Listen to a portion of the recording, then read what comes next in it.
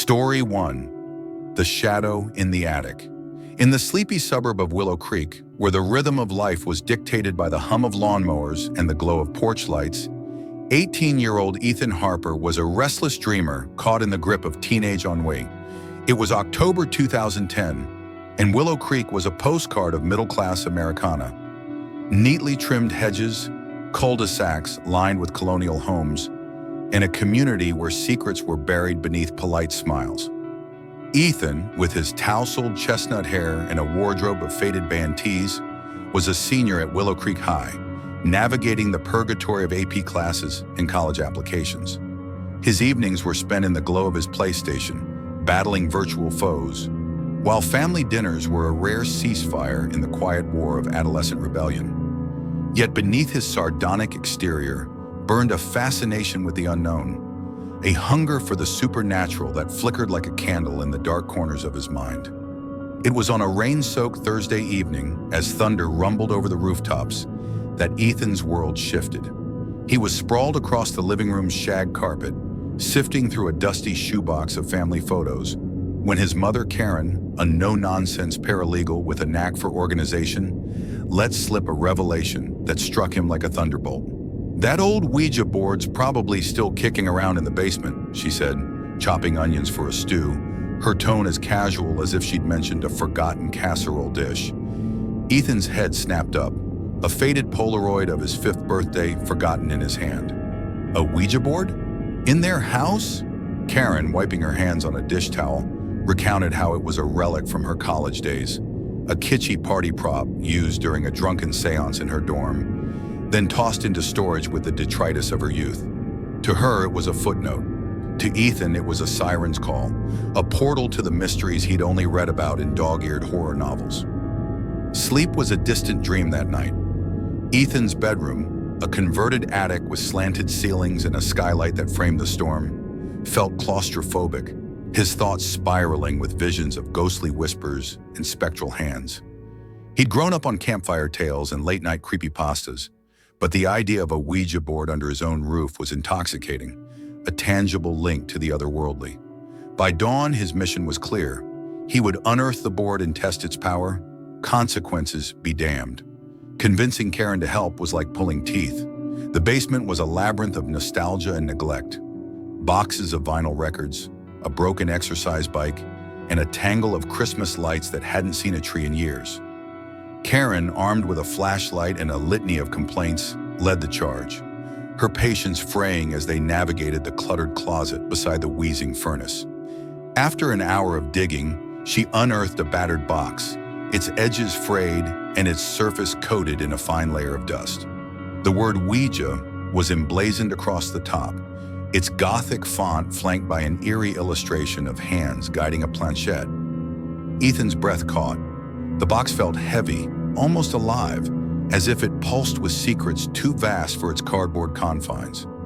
The chance to use it came the following weekend, when Karen and his father, Tom, a reserved accountant, left for a rare getaway to a bed and breakfast in Vermont. Ethan's younger brother, Adam, a lanky 16-year-old with a sharp tongue and a skeptic's eye, was left under his supervision. Seizing the moment, Ethan rallied his inner circle for what he promised would be a night straight out of a horror flick.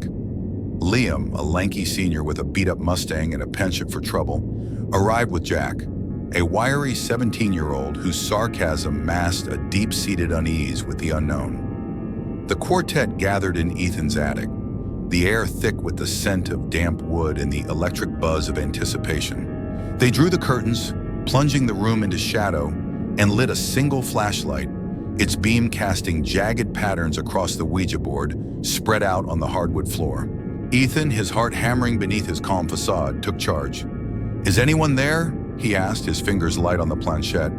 The silence was oppressive, broken only by the creak of the house settling under the weight of the storm outside. Then the planchette twitched, a slow, deliberate glide to yes. The boys exchanged glances, suspicion flickering in their eyes. Adam, his voice betraying a tremor, asked, "How old are you?" The planchette moved again, tracing 6, then 7, 67. A nervous chuckle rippled through the group, but the air grew heavier, the shadows deeper. Jack, leaning into his bravado, asked, "What's your name?" The planchette spelled Elzabeth, each letter deliberate, as if etched into the fabric of the room. Ethan's stomach twisted. The name was unfamiliar, yet it carried a weight, like a stone dropped into still water, sending ripples through his thoughts. The questions grew reckless, fueled by a cocktail of fear and defiance. "Are you a demon?" Ethan asked, his voice half joking, but laced with unease. The planchette lurched to "yes," and the room erupted in laughter. Someone was clearly pushing it. But before accusations could fly, the flashlight in the corner flickered, its beam stuttering like a dying pulse, then died completely. Darkness swallowed the attic, the laughter replaced by a chorus of gasps. "Who did that?" Liam whispered, his voice tight with panic. No one had moved. The flashlight was too far away, untouched. Ethan crawled to his bedside lamp, his hands trembling as he flicked it on. The light revealed 4 pale faces, eyes wide with a fear they couldn't articulate. "Batteries," Ethan said, forcing a grin, but the word felt hollow, a flimsy shield against the dread creeping into his bones. The group abandoned the board, their nerves shredded. They retreated to the backyard, where the cold night air and the distant howl of a dog did little to ease their unease. Liam and Jack left soon after, their taillights vanishing into the mist, casting wary glances at the house as they drove away. Adam retreated to his room, leaving Ethan alone with the Ouija board. Unable to bear its presence in the attic, he carried the box downstairs, his footsteps echoing in the silent house. He shoved it deep into the basement closet, behind a stack of moldering magazines, hoping distance would dull the unease gnawing at him. Back in his room, he tried to sleep, but the darkness felt alive, the shadows coiling like smoke. He burrowed under the covers, willing his racing heart to slow. Just as sleep began to claim him, a deafening thud reverberated from his closet, like a trunk crashing to the floor. Ethan bolted upright, his pulse a drumbeat in his ears. The sound was unmistakable. Something heavy had fallen, something that shouldn't have. Flicking on the lamp, he approached the closet, a cramped walk-in space stuffed with clothes, old sneakers, and childhood relics. The door was slightly ajar, and as he reached for the light switch, he froze. At the bottom of the door, illuminated by the lamp's faint glow, were 2 distinct shadows, as if cast by feet standing on the other side. Terror seized him, a primal fear that turned his legs to lead. "Adam!" he screamed, his voice raw and desperate. His brother stumbled in, bleary-eyed and annoyed, as Ethan babbled about the shadows. Together they flung open the closet door, the light revealing nothing but chaos. On the floor lay a wooden box Ethan had crafted in middle school shop class, filled with trinkets from his childhood. Baseball cards, a broken yo-yo, a photo of him and Adam at a county fair. The box had been upright on a high shelf, too heavy and stable to fall on its own. The photo was torn in half, the rip surgical, separating Ethan's grinning face from Adam's. Ethan didn't sleep in the attic that night or for weeks after. He took refuge in the guest room, the door locked and the lights blazing. The Ouija board remained in the basement, untouched, but its presence was a dark current running through the house. Strange occurrences followed, lights flickering at odd hours, whispers drifting from the attic when no one was there, the faint sound of footsteps pacing above. Karen and Tom dismissed Ethan's fears as stress from college applications, but he saw the flicker of doubt in their eyes when the attic door creaked open on its own. Ethan never spoke of that night to Liam or Jack again, but the memory of those shadows haunted him, a constant reminder that something had been awakened in the attic, something that watched, waited, and knew his name. Months later, Ethan stumbled across an old newspaper clipping in the basement, tucked inside a box of his mother's college mementos. It was a faded article from 1972, detailing the unsolved disappearance of Elizabeth Carver, a 67-year-old widow who'd lived in their house decades before. The grainy photo showed a stern woman with sharp eyes, and Ethan's blood ran cold. He burned the Ouija board in the backyard that night, the flames casting eerie shadows across the lawn. But the attic never felt the same, and even years later, as a college student far from Willow Creek, Ethan would wake in the dead of night, certain he heard a woman's voice whispering his name from the darkness. Story 2. The Hunger of Hollow Road. In the fading steel town of Blackwood, where the ghosts of shuttered factories loomed over crumbling sidewalks, 26-year-old Nate Sullivan was a beacon of pragmatism in a sea of small-town myths. A mechanic with calloused hands and a crooked smile, Nate spent his days breathing life into rusted engines at Sullivan's Auto Shop and his nights at the Rusty Nail, a dive bar where the jukebox played Springsteen and the beer was always cold. His best friend George, a burly electrician with a heart too big for his own good, was his constant companion, their evenings filled with laughter and half-forgotten dreams. It was a life of quiet contentment, one Nate had no desire to disrupt, until the autumn of 2011, when a woman named Mandy stormed into Blackwood and turned his world upside down. Mandy was the enigma, a whirlwind of black leather and coal-rimmed eyes who seemed to belong to a different world. With her jet-black hair and a voice that carried the weight of secrets, she spoke of astrology, haunted places, and the thin veil between the living and the dead, with a fervor that both captivated and unnerved Nate. George, smitten after a single date at a coffee shop, was head over heels, his usual cynicism replaced by a puppy-like devotion. It was George who proposed the adventure, a midnight trek to an abandoned house on Hollow Road, a 40-minute drive into the rural wilds beyond Blackwood. Mandy claimed it was a hotspot for paranormal activity, a place where the dead lingered, and she planned to use a Ouija board to commune with them. To entice Nate, George dangled the promise of Mandy's friend Carly, a tattooed firecracker who was guaranteed to keep things interesting. Nate, ever the skeptic, agreed, packing a flashlight, a flask of whiskey, and a healthy dose of eye-rolling for the road. At 11 p.m., George's battered Chevy pickup roared into Nate's driveway, its engine rattling like a death knell. The cab smelled of cheap cologne and nervous anticipation, George's hands drumming on the steering wheel.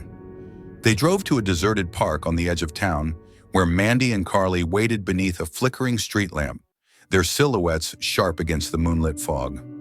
Carly, with her crimson hair and a sleeve of intricate tattoos, had a mischievous glint in her eyes that Nate found instantly magnetic.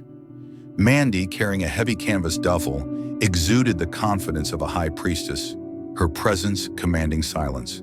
Inside her bag were a Ouija board, black candles, a bundle of sage, a vial of salt, and a small brass bell etched with runes.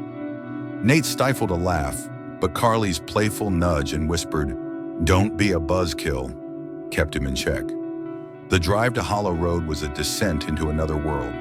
Blackwood's sodium streetlights faded, replaced by endless fields of swaying corn on one side and a dense forest of gnarled oaks on the other. The silence was oppressive, broken only by the crunch of gravel and the occasional hoot of an owl. Mandy directed them to park a half-mile from the house, behind a rusted iron gate overgrown with ivy. They trekked through the woods, branches snagging at their jackets, the moonlight barely piercing the canopy above. The house loomed ahead, a decaying Victorian behemoth with a sagging roof and windows like empty sockets. Its paint was peeling in long, curling strips, and the front porch creaked under invisible weight. Mandy led them to a shattered window at the rear, its frame jagged with glass. After helping the girls climb through, Nate and George followed, their flashlights cutting through the suffocating gloom. Inside, the house was a mausoleum of forgotten lives. A grand staircase spiraled into darkness, its banister coated in dust. The parlor was frozen in time, a dining table set with chipped china, a grandfather clock stopped at 3:17, and portraits lining the walls, their subjects glaring with hollow eyes. The air was thick with mildew and a sharper metallic tang that Carly whispered was like blood. Nate dismissed it as rusted pipes, but the house felt alive, its silence a predator's pause. Mandy set up the Ouija board on the parlor floor, the candles casting flickering shadows that danced like specters. The group gathered, fingers on the planchette, Mandy's voice slicing through the stillness like a blade. "Is anyone here?" she asked, her tone reverent yet commanding. The planchette remained still, the silence suffocating. She tried again, her questions sharper, until it finally moved, spelling Hello. Nate exchanged a skeptical glance with George, convinced Mandy was pulling the strings. "What's your name?" Mandy pressed. The planchette glided to Gregory, each letter deliberate. When asked how he died, it spelled Stabbed, followed by 3 to 5 years. The temperature plummeted, the air growing dense, as if the house itself were exhaling. Nate's skepticism cracked, but he clung to logic, dismissing the chill as a broken Windows draft. The session grew chaotic, the planchette's movements erratic. It spelled Betrayed, Leftme, and Stillhere, each phrase tightening the knot in Nate's chest. The candles flickered, their flames bending as if caught in an unseen wind. Then a deafening crash echoed from the second floor, shaking the chandelier and sending dust cascading like snow. The group froze, hands jerking away from the planchette. "What the fuck was that?" Carly whispered, her bravado shattered. George called out, "Is someone there?" Mandy, undaunted, asked, "Gregory, did you make that sound?" The planchette shot to yes, its movement so violent it skidded off the board. Nate and George, determined to debunk the noise, volunteered to investigate, their flashlights trembling in their hands. Mandy and Carly begged them to stay, their voices raw with fear, but the men climbed the creaking staircase, each step a descent into dread. The upstairs hallway was a gauntlet of closed doors, their knobs tarnished and cold. One door stood ajar, a bedroom, its furniture shrouded in dust, a cracked mirror reflecting their pale faces. In the corner was a closet, its door creaking open on rusted hinges. As they approached, a sound emerged, a slow, deliberate exhale, like a predator savoring its prey. Nate's pulse thundered. He signaled for silence, and the sound grew clearer, each breath laced with malice, unmistakably human. Panic surged through them, and they bolted downstairs, expecting to find the girls waiting. The parlor was empty. The Ouija board, candles, and Mandy's bag were gone, as if they'd never existed. The house felt alive now, its silence a coiled threat. Nate's flashlight flickered, its beam stuttering, and the air grew thick, pressing against his chest. They scrambled out the window, glass cutting Nate's palm as he climbed through. They sprinted through the woods, branches clawing at their faces, until they reached the truck. George called Mandy repeatedly, but her phone was dead, her social media accounts vanished. Carly was a phantom. No trace of her existed online or in Blackwood's gossip mill. The police, accustomed to prank calls about Hollow Road, dismissed their story, but Nate and George knew better. Days later, Nate returned to the house alone, driven by a need for answers.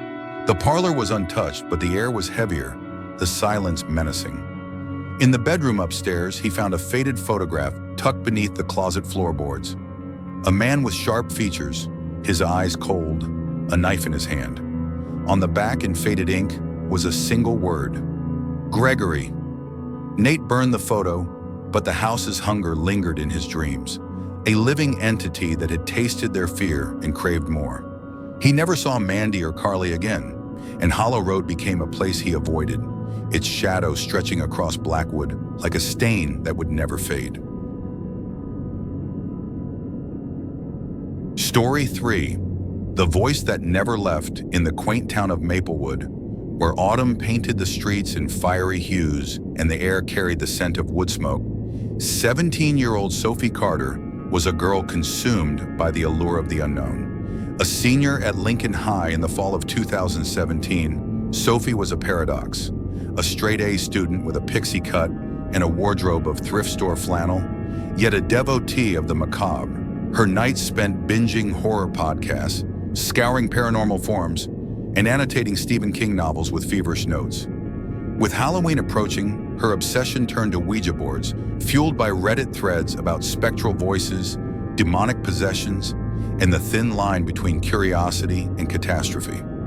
Determined to touch the supernatural, Sophie ordered a Ouija board from an online occult shop, its ebony box arriving like a forbidden relic. She hid it in her closet, behind a stack of old yearbooks, waiting for the perfect moment to unleash its power. A night when her parents would be gone, leaving her and her 15-year-old sister Emma alone in their sprawling Victorian home. That night came on a crisp October evening, the house creaking under the weight of its century-old bones. Sophie's parents, off at a fundraising gala, left the sisters with a pizza delivery number and a stern warning to behave. Sophie, her hazel eyes alight with mischief, convinced Emma to join her at the dining room table, a mahogany behemoth beneath a crystal chandelier. They set up the Ouija board, its letters gleaming in the candlelight, the air thick with the scent of vanilla and wax. Giggling nervously, they placed their fingers on the planchette, Sophie asking, "Is anyone there?" The board was silent, the planchette unmoving. Emma, her patience as thin as her blonde ponytail, suggested they watch Stranger Things instead, but Sophie, desperate for a thrill, nudged the planchette to spell Hello. Emma's eye roll was immediate, and after 10 minutes of nothing, they abandoned the board, Emma retreating to her room to text her friends and Sophie to hers, where she dove back into her laptop. The online forums were a labyrinth of terror, tales of Ouija boards summoning shadows, poltergeists, even entities that latched onto the living like parasites. One post, buried in a thread with thousands of replies, claimed that new boards needed time to awaken, their power growing with each use, like a battery charging in the dark. Intrigued, Sophie resolved to try again, alone. At 2:30 a.m., with the house cloaked in silence, she crept back to the dining room, dimming the chandelier until the room was a tapestry of shadows. She sat cross-legged on the floor, the Ouija board before her, and whispered, "Is anyone there? Can you hear me?" Her fingers rested lightly on the planchette, her breath shallow, her pulse a metronome in the stillness. Minutes passed, the silence unbroken, until a soft creak echoed from upstairs, deliberate and slow, like a footstep on warped wood. Sophie's heart lurched. The sound came from the direction of her older brother Ethan's room, empty since he'd left for college in September. Emma's room was on the opposite wing, her door closed, her snores faint but audible. Another creak followed, joined by a faint muffled voice, female, low and weathered, unlike Emma's bright soprano. It was coming from directly above, where Ethan's room lay, its door always locked to keep out curious cousins. Sophie's rational mind screamed that it was the house settling, a pipe groaning in the cold, but the voice grew clearer, repeating a phrase she couldn't yet decipher. Trembling, she climbed the stairs, each step amplifying the sound, the air growing colder, heavier. At Ethan's door, its chipped paint glowing faintly in the hallway light, she pressed her ear against the wood, and her blood ran cold. The voice was unmistakable. "Grandma's here, Georgie. Grandma's here, Georgie."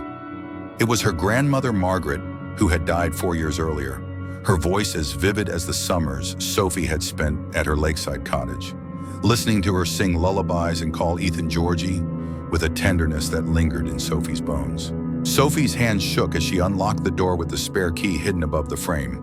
She flung it open and flicked on the light, expecting, what? A figure? A shadow? A ghost? The room was empty, Ethan's bed neatly made, his Nirvana posters curling at the edges, his desk cluttered with abandoned textbooks. The voice stopped, but the air was thick, charged with an unseen presence that pressed against her skin. She ran to her room, locking the door and diving under the covers, her mind spiraling. The voice had been too real, too intimate to be a trick of the mind. She whispered prayers she hadn't uttered since childhood, her voice trembling, and lay awake until dawn, too terrified to move. Morning brought no answers. Emma swore she'd been asleep, her confusion genuine, and Sophie's parents dismissed the story as a nightmare, fueled by too much caffeine and horror movies. Sophie never touched the Ouija board again, banishing it to a box in the garage, buried beneath old camping gear and forgotten holiday decorations.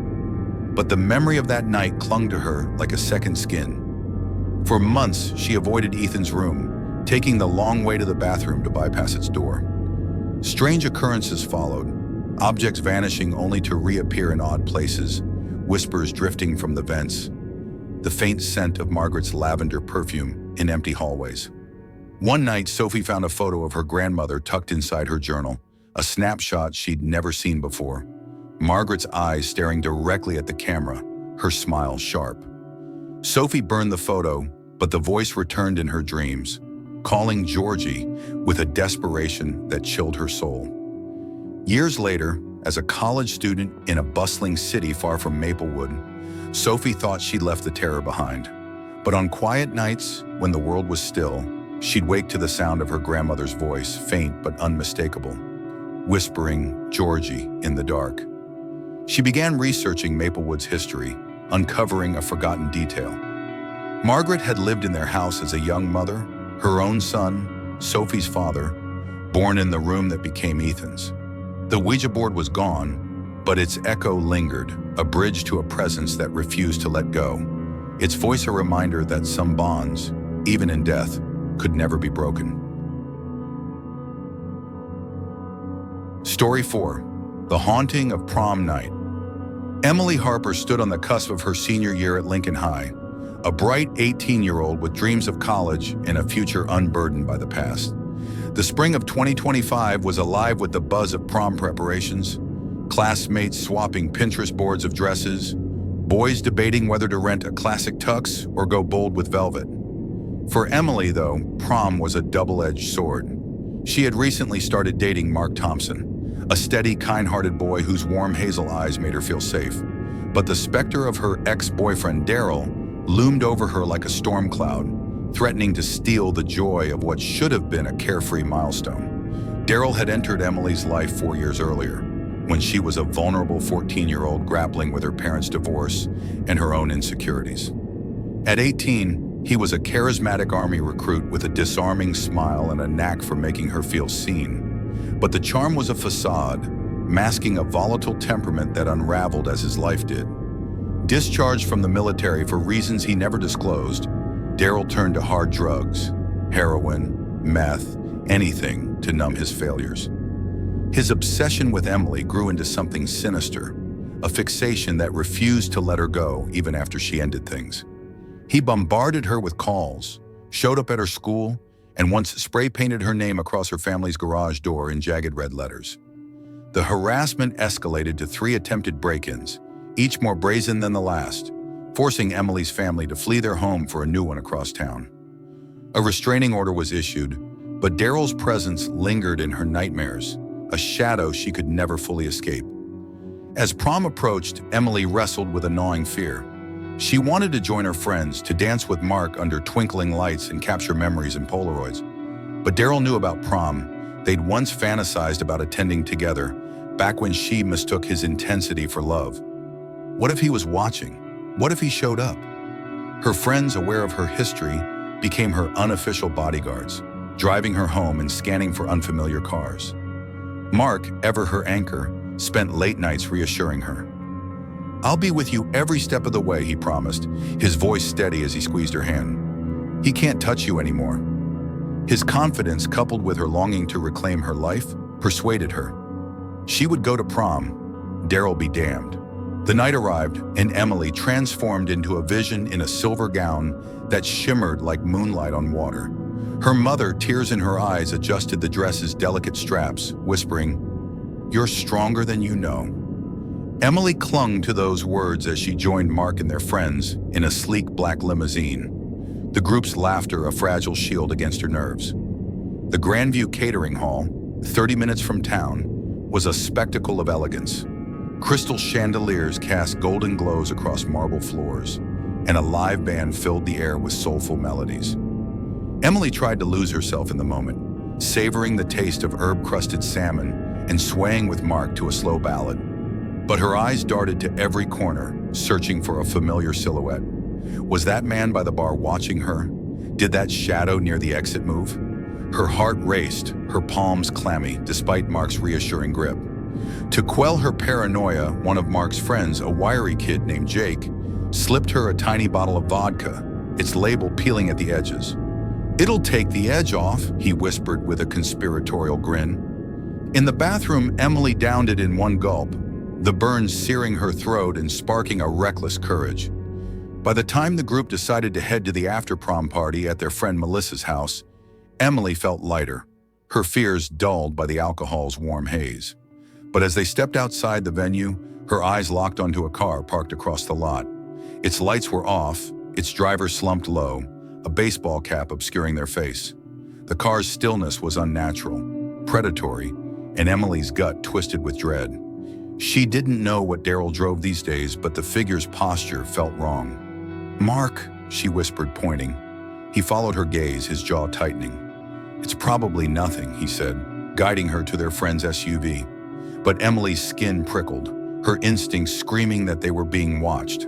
The drive to Melissa's was a tense blur of headlights and nervous glances. Emily kept checking the rearview mirror, searching for that dark car. Mark held her hand, his thumb tracing soothing circles, but her pulse refused to slow. Melissa's house was a chaotic haven, its living room packed with 20 classmates, red cups in hand, hip-hop blaring from a Bluetooth speaker. Emily tried to relax, letting the music and Mark's arm around her anchor her. She laughed at Jake's terrible dance moves and sipped a watery beer, the normalcy of the moment a balm to her frayed nerves. Hours later, as the party wound down, Mark's sister Sarah arrived to drive them to his house, where Emily would spend the night. Scanning the street for suspicious cars, Emily saw nothing amiss. For the first time that night, she wondered if her fear was just paranoia, a ghost of Daryl's making. Mark's house was a quiet sanctuary, its suburban calm a stark contrast to the night's chaos. His mother was asleep upstairs, and his father, a retired police officer named Tom, was working a late shift. The basement, Mark's personal domain, was a cozy retreat with a mini kitchen, a bedroom, and a living room that opened to the backyard. The warm May night had prompted them to crack open the windows, letting a soft breeze carry the scent of blooming jasmine inside. Curled up on the couch, Emily and Mark watched a raucous comedy, their laughter a fragile shield against the day's tension. Then a sharp bang shattered the calm, a heavy thud against the glass sliding door to the backyard. Emily's scream tore through the room as Mark leapt to his feet, yanking back the curtain. No one was there, but a yellow post-it note clung to the glass, its single word scrawled in jagged, familiar handwriting. "Bitch." Emily's world tilted. "He found me," she whispered, her voice breaking. Daryl had followed her, from the prom, to Melissa's, to here. He'd heard her laughter through the open window, pinpointing her like a predator. Mark's face hardened with resolve as he pulled her upstairs to wake his mother, Ellen. Her eyes widened at the sight of the note, her hands trembling as she dialed Tom's number. The police were called, and the wait for help stretched into an agonizing eternity. Emily sat on the living room couch, clutching Mark's hand, her mind replaying every moment of the night. Had that car been Daryl's? Had he been watching her dance, her smile a beacon for his rage? When the doorbell finally rang, followed by urgent knocks, the police flooded the house. Emily recounted her history with Daryl, the stalking, the break-ins, the restraining order, her voice shaking as she handed over the post-it note. The officers searched the property, their flashlights cutting through the darkness, but Daryl was gone, leaving only the note as proof of his violation. The days that followed were a blur of fear and vigilance. Mark's parents installed a state-of-the-art security system, its cameras trained on every corner of the property. Emily barely left the house, her dreams haunted by Daryl's face. Then one night, a motion alert pinged Tom's phone. Grabbing his service weapon, he stepped outside, the acrid scent of gasoline assaulting his senses. Following the smell, he heard the slosh of liquid and rounded the corner to find Daryl, illuminated by moonlight, pouring gasoline along the side of the house. His eyes were wild, his movements frantic, as if possessed by a singular, destructive purpose. "Drop it!" Tom roared, his gun trained on the figure. Daryl froze, the can slipping from his hands as he raised them in surrender. Backup arrived within minutes, and Daryl was cuffed, his reign of terror ended by the man who would one day be Emily's father-in-law. The trial was a public spectacle. Daryl's crimes laid bare for the world to see. Charged with attempted arson on a police officer's home, stalking, and violating a restraining order, he was sentenced to 30 years in prison. For Emily, the verdict was a lifeline, a chance to rebuild a life unmarred by fear. She and Mark, now engaged, stood stronger than ever, their prom night a testament to their resilience. The post-it note, once a symbol of terror, became a reminder of their triumph. A story they'd tell their children one day, proof that love could conquer even the darkest shadows. Story 5. The House with No Dress. In the spring of 2017, 17-year-old Sophie Nguyen was caught in the whirlwind of prom season at Westfield High. For her classmates, prom was a glittering fantasy, a night to dazzle in designer gowns and rented tuxedos. But for Sophie, whose parents worked long hours to keep their small restaurant afloat, the dream of a perfect prom dress was a luxury out of reach. Her parents, Lynn and Min, set a firm budget of $200, a sum that wouldn't cover the beaded confections in boutique windows. Determined to make her daughter's prom night special, Lynn proposed a practical solution, scouring online marketplaces for a used dress. Sophie, ever the optimist, embraced the idea, her heart alight with the possibility of finding something beautiful within their means. Mother and daughter spent evenings huddled over Lynn's aging laptop, navigating the nascent chaos of Facebook Marketplace and the sprawling listings of Craigslist. Facebook offered little. Dresses were either overpriced or located hours away. Craigslist, however, was a digital bazaar, its pages brimming with bargains. After hours of scrolling, they found a listing that stopped them in their tracks. A navy blue evening gown, worn once for prom, priced at an astonishing $50. The photos showed a sleek, floor-length dress with intricate beadwork that caught the light like stars. It was elegant yet understated, perfectly suited to Sophie's quiet grace. Best of all, the seller lived just 15 minutes away in a suburb called Willow Creek. Sophie's fingers trembled as she typed out a message, her excitement tempered by a flicker of caution. The response came within 10 minutes from someone named Alex. The name conjured an image of a college freshman, perhaps selling her prom dress to fund a spring break trip. Alex's replies were prompt and friendly, assuring Sophie the dress was in pristine condition and would fit her perfectly.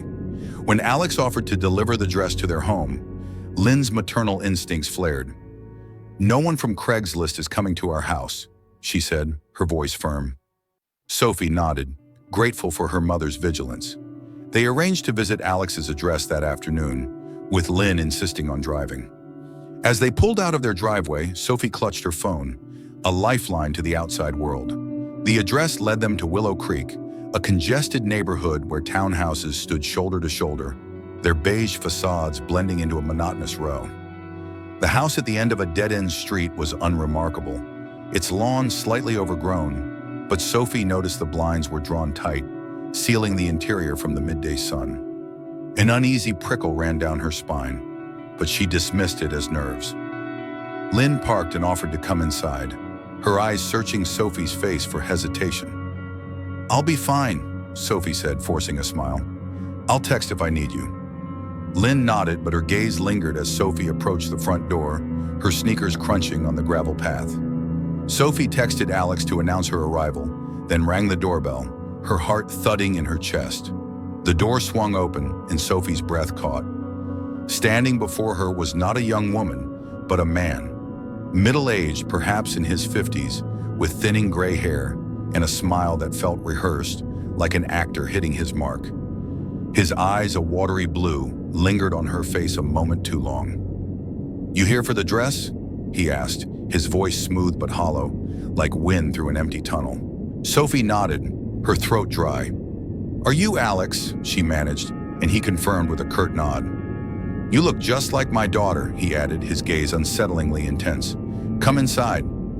Sophie hesitated, glancing back at her mother's car, its familiar shape a beacon in the unfamiliar setting. Against her better judgment, she stepped into the dimly lit living room, the air heavy with the scent of stale cigarette smoke and something sour she couldn't place.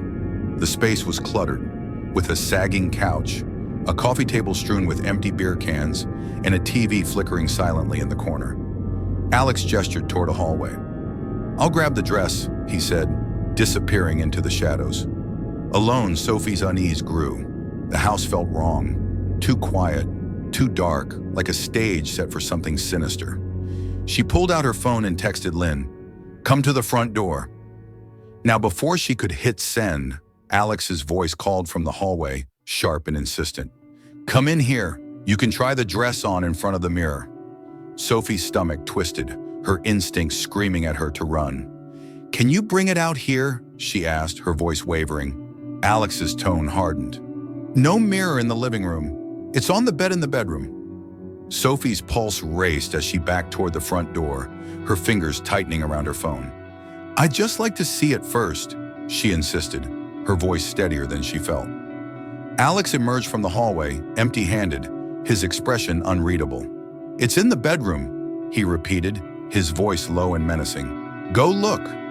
Sophie's heart pounded as she edged closer to the door, her hand brushing the knob. A sharp knock shattered the tension, and Alex's head snapped toward the sound. "Who's that?" he demanded, his composure cracking. Sophie flung open the door, relief flooding her as Lynn stepped inside, her presence a shield against the growing dread. Lynn smiled warmly at Alex, oblivious to the undercurrent of danger. "Hello," she said, her voice bright but cautious. Alex's response was delayed, his face a mask of barely concealed irritation, his eyes darting between mother and daughter. Emboldened by her mother's presence, Sophie moved toward the bedroom doorway, curiosity overriding caution. Alex made a strangled sound, as if to stop her, but Sophie peered inside. The room was dark, the bed bare, no trace of a navy blue gown, no hint of the dress that had lured her here. Her heart sank as the truth hit her. There was no dress. This was a trap, its purpose unknown but undeniably sinister. She turned to her mother, her voice steady despite her fear. "There's no dress." The room fell silent, the air thick with unspoken menace. Alex's eyes narrowed, his hands clenching at his sides. "I'd like you to leave now," he said, his voice cold and final. Sophie and Lynn didn't need to be told twice. They hurried to the car, the door slamming shut behind them, the sound echoing like a gunshot. As they pulled away, Sophie caught a glimpse of Alex peering through the blinds, his silhouette a chilling reminder of what might have been. In the safety of the car, mother and daughter sat in stunned silence, the weight of their narrow escape settling over them. "If you hadn't come in," Sophie trailed off, her voice breaking. Lynn reached for her hand, her grip fierce. "You're safe now," she said, but the words felt fragile against the memory of that dark, empty bedroom. Back home, Sophie reported the Craigslist ad, flagging it as suspicious, though they didn't call the police. Without evidence, there was little to report, just a gut feeling and a bare bed. The incident left a lasting scar, a cautionary tale Sophie shared with friends on prom night, her voice trembling as she recounted the house that felt like a trap. She found a used dress online, a shimmering emerald gown shipped from a verified seller, and wore it with pride, but the shadow of Willow Creek lingered. Months later, she learned through a local news report that the same address had been linked to a string of fraudulent listings, its occupant a man with a history of luring young women under false pretenses. The knowledge chilled her, a reminder of how close she'd come to an unknown fate, and a testament to the instinct and her mother's love that had saved her. Story 6. The Firelight Reckoning. Jake Sullivan was a senior at Riverside High, a charismatic 18-year-old with a knack for making friends and a reputation for loyalty. Prom was the pinnacle of his high school experience, a night to celebrate with his girlfriend Natalie, a whip-smart girl with a laugh that could light up the darkest room. But the path to prom was marred by an unsettling encounter with Joshua Reed, a quiet newcomer whose actions would spiral into a night of terror that Jake would never forget. Joshua had arrived at Riverside as a freshman, a lanky kid with a guarded demeanor and a tendency to fade into the background. By senior year, he was a familiar but solitary figure, his presence marked by lone lunches in the cafeteria's corner and fleeting conversations with a handful of acquaintances. Jake barely knew him, their interactions limited to shared classes and passing nods in the halls. But one spring afternoon, Joshua made a move that would set a dangerous chain of events in motion. During lunch, with Natalie seated beside Jake at a table of their boisterous friends, Joshua approached, his face flushed with nervous determination. In a moment that felt ripped from a teen rom-com, he tapped Natalie's shoulder and asked her to prom, his voice barely audible over the cafeteria's clamor. The table fell silent, save for a single sarcastic cheer from a classmate named Ryan, whose smirk only deepened the awkwardness. Natalie, caught off guard, shifted uncomfortably. "I'm already going with Jake," she said, her voice kind but firm, her hand brushing Jake's under the table. Joshua's eyes flicked to Jake, a storm of humiliation and something darker, resentment perhaps, flashing across his face. Without a word, he turned and walked away, the table's laughter chasing him out of the cafeteria. Jake felt a pang of sympathy, the second-hand embarrassment palpable, but the absurdity of the moment drew a reluctant chuckle from him too. He assumed it was a fleeting incident, a story to laugh about at graduation. He was wrong. Prom night arrived, and Jake and Natalie joined their group of 10 in a stretch limousine, the air electric with anticipation. The Starlight Ballroom, a grand venue with vaulted ceilings and a dance floor pulsing with pop anthems, was a vision of teenage dreams. Jake and Natalie moved through the night in a haze of joy, their laughter mingling with the crowds as they danced to throwback hits and posed for goofy photo booth pictures. But midway through the evening, a friend's whispered warning shattered the spell. "Don't look now, but Joshua's at that table, staring at you," said Mia, her voice low. Jake waited a beat before glancing over, catching Joshua's intense gaze fixed on him and Natalie. The look wasn't just jealous, it was predatory, a silent vow of retribution that sent a chill down Jake's spine. Determined to diffuse the tension, Jake approached Joshua's table, his steps measured. But Joshua stood abruptly and hurried out of the ballroom, his figure swallowed by the crowd. Jake questioned the students at the table, a mix of underclassmen who shrugged, saying Joshua had sat there uninvited, silent and brooding. The incident cast a shadow over the night, but Jake pushed it aside, unwilling to let it ruin the moment. He returned to Natalie, forcing a smile as they rejoined their friends on the dance floor. But the memory of Joshua's stare lingered, a splinter in his mind. After prom, Jake and Natalie joined friends at a diner, gorging on pancakes and milkshakes at midnight, the fluorescent lights casting a surreal glow over their formal attire.